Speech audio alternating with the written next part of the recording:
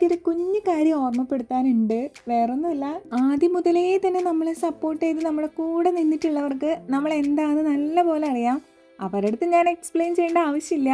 അതല്ലാതെ കുറച്ച് ഡൗട്ടുള്ള ആൾക്കാരുണ്ട്, അവർക്ക് വേണ്ടിയിട്ടാട്ടോ ഞാൻ പറയുന്നത്.